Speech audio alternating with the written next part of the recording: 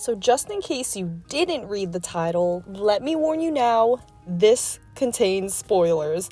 I have lots of questions revolving around the plot because we don't need to argue about the perfection that is Studio Ghibli animation. So if you haven't seen it and you continue watching, you have been warned. Hey, do you guys watch Studio Ghibli movies? Yes, I love them. Want to watch the new one that just came out?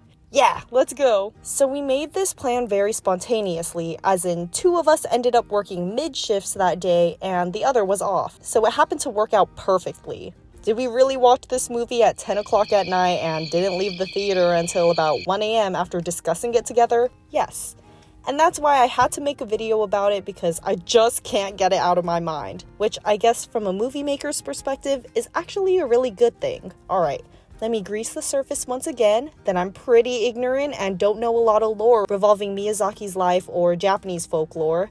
I would like to know about it, so if you know what the significance about any of these that I talk about are, let me know nicely in the comments. Also, aside from watching the trailer, I didn't know this was a semi-autobiography of Miyazaki, so I didn't go in it with that lens. I was watching it as a regular person with the knowledge of previous Ghibli films in her arsenal. Okay, commencing my initial reaction after the movie. 2 years after, we moved to Tokyo. What the fuck? So after I feverishly went through social media trying to find more explanations of the movie, I'm happy that I wasn't the only one who was confused at first. And listen, I know how Studio Ghibli movies are.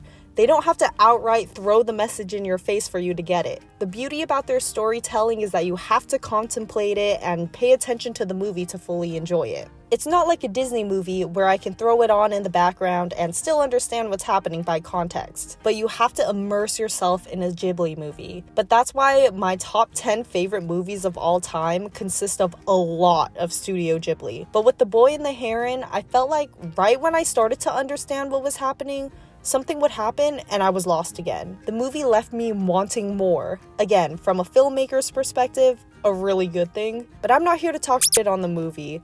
I can't do that to someone I've looked up to and is a huge reason why I love the things that bring me happiness. But I will, however, ask all my why was this questions because again, I can't get this movie out of my mind. It's permanently stuck there like my most embarrassing moments of my life that pop up at random parts of the day and ow!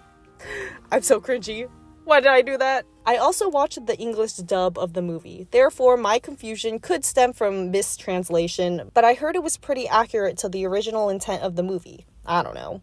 So at first, after seeing the beginning and the death of his mother, I thought this was going to be a movie about the stages of grief. Who in the duck walked up to the lemonade stand was the heron? What was he representing? It was like he was stalking Mahito, looking through the window and essentially leading him to that one place where he had the fake version of his mom. He was like, your mother is alive and waiting for your rescue. But when he brought Mahito to that other world, he was just as confused as him as to what was happening. Like, I thought he was going to be a guide, but he was just a silly little goose who had a hole in his beak and couldn't fly because of it. That was an interesting thing. It wasn't the feather Mahito took from him and tied to an arrow, but the hole in his beak. Was the magic leaking? But what was Mahito saving his mom from? It couldn't have been death because at the end, she accepted the fact she was going to die because she ended up going through the door to her time. Was that what he was saving her from? The fear of death? Or was she trapped there and Mahito was the key to opening the doors? During the movie, it seemed like Himi was the one doing the saving, with the wada and trying to get Mahito back to his world and such. Also, what was the significance of the birthing room? Like, Natsuko had to be there for a reason, right? Screaming that Mahito shouldn't be there and should leave. Was it because if he stayed there, he would die? Kiriko said that the world was full of the dead, and it had to be special because Himi couldn't go in. The significance was that was where Mahito accepted Natsuko to be his mother, but what were the strips of paper flying around? And Dave Bautista? He was the Parakeet King, right? Why were they so obsessed about eating Mahito? I thought they were sent by the Tower Master or the Grand Uncle, and he wanted Mahito to succeed him. So why were the parakeets trying to eat him? The Parakeet King even said that they had to do what they could to protect the world, but if saving the world meant succeeding the Tower Master, wouldn't they want Mahito alive? Speaking about the Parakeet King, wished there was more of him. I know the storyboard of the movie changed midway through, but the Parakeet King was there for only a small portion. I thought he was going to be there longer. Another point, the ending, y'all. The movie was about the relationship between the boy and the heron, hence the name. What happened to the heron after they returned to their world? At least with Spirited Away, we know Haku stayed in the spirit world. But did the heron keep in touch with Mahito afterwards? What about when he went back to Tokyo? The abrupt ending wasn't enough for me. As my friend said, I would have been satisfied if they showed the heron flying through the sky after Mahito left the house or something. I just need to know what happened to him. And then does anyone know why Kiriko and Mahito have the same scar? Mahito gives himself that scar after hitting his head with a rock, which was a horrifying scene to me in itself, but Kiriko shows a similar scar. What from? Or is that to represent a connection between the two characters? Okay, one last thing I need to get off my chest before my in-awe reaction to the film. Was anybody almost waiting for Mahito to knock over the wooden dolls Kiriko made? The cinematography zoomed in so close that I was expecting him to knock over the doll. And weirdly, when he slightly pushed one of them to the side, I don't know why my first thought was, oh my gosh, she's gonna die in the real world now. Thinking that if Mahito brushed up against one of them was a terrible thing. Anyways, those were my silly little thoughts coming out of the movie, but let me tell you why even after the confusion, I was still sobbing at the end. This truly felt like a goodbye film for Miyazaki. Before learning he's already making a new movie, after I learned it was a semi-autobiography, I legitimately teared up thinking about how Mahito didn't succeed the Tower Master. Nobody succeeded the legacy of Studio Ghibli. And seeing the world in the movie falling apart made it feel like the world of Studio Ghibli was also disappearing.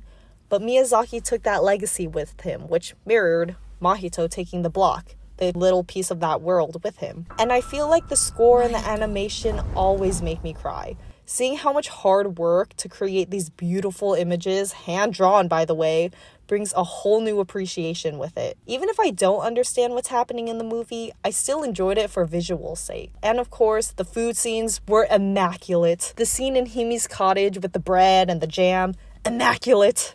Music-wise, when the one song Ask Me Why played, I couldn't help but just sink into my seat. I love Ghibli music so much. The goal is to attend one of the concerts with the live orchestra and the movie playing in the background. But again, this is a very bittersweet movie. Learning how personal this movie really was puts things into perspective, and how Miyazaki essentially stopped production of this movie for a while because of what he was going through during the time. Being able to translate that feeling in this whimsical world is true artistry. Everyone says that Ghibli movies usually need a second watch before truly understanding, and honestly, for me, that wasn't the case with most of their movies, but this one, I definitely need a second watch. Now I can watch it with a new lens, and I'll probably still be sobbing at the end. So I forgot to mention that my favorite part of the entire movie was the Wada Wada. They love throwing cute things in my face, and of course I'm gonna buy a plushie of those things if they ever release some. But thanks for watching. I hope it didn't sound too negative when I was talking about my confused parts, but maybe it's because I'm biased, but I'll still call this movie a masterpiece regardless.